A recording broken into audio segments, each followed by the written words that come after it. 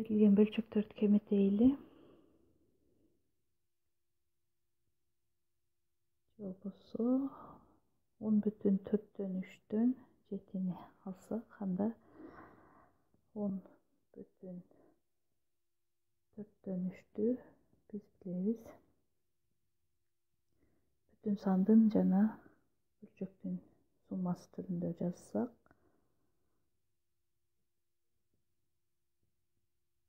анда биз көрүнүп тургандай бүтүн сандарды кемитебиз.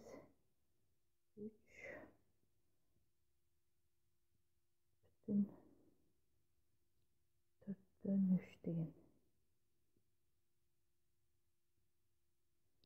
келип чыкты. Кийинки 7,7-ден 15 бүтүн сандарды өзүнчө кемитебиз. Демек 3,7-ден 2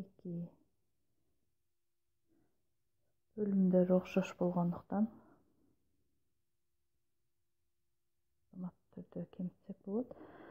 Ал эми 8 бүтүн санынан 12-ден 7 деген бөлчөктү кемитиш үчүн биз 8-ди 7 кошулган 12-ден 12 биз билебиз. Бул 1 дегенди түшүндүрөт. Демек 8-ди 7 кошулган 1 кемитилген 12-ден 7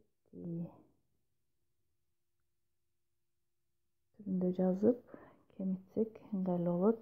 Демек бүтүн сан өзү жазылат. Ал эми бөлчөктөн 12-ден бөлүмдөр окшош болгондуктан бөлүм өзү жазылат. Ал эми алымдарын 12-ден 7-ни кемитсек 5 деген 7,12-ден 5 деген аралаш сан келип чыгат. Ал эми кийинки бөлчөктөрдү кемитсек, анда биз кашанын ичиндегилерди биринчи чыгарабыз билгендей. Демек бул бөлчөктөрдүн бөлүмдөрү ар кандай болгондуктан жалпы бөлүмгө алып келебиз. Биз көрүп тургандай 100 бул бөлчөктөрдүн жалпы бөлүмү, себеби сандардын 10, 50, 20 сандардын эң кичине жалпы бөлүүчүсү бул 100 болуп эсептелинет. Демек кашанын ичинде 4 көбөйтүлгөн 10 кеметилген бөлчөктүн бөлүмүндө алымын дагы 10го көбөйтсөк бирдей бөлүм 100 деген бирдей бөлүмгө алып келет. Демек кийинки бөлчөктү 2-ни көбөйтөбүз.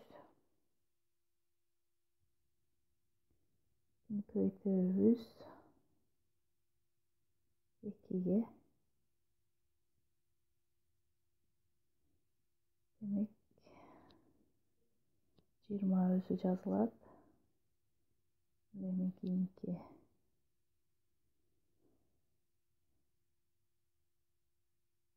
20 бирдей бөлүмгө алып келиш үчүн 5-ти көбөйтсөк 3 көбөйтүлгөн 5 же болбосо 15 жазып койсок болот. Мындан келип чыгат бизде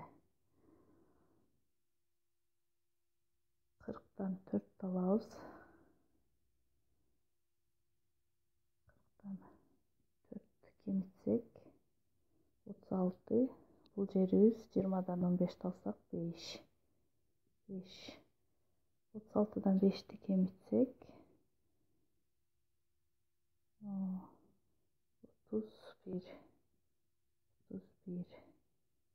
бөлүмү 100 деген бөлчөк сан келип чыкты.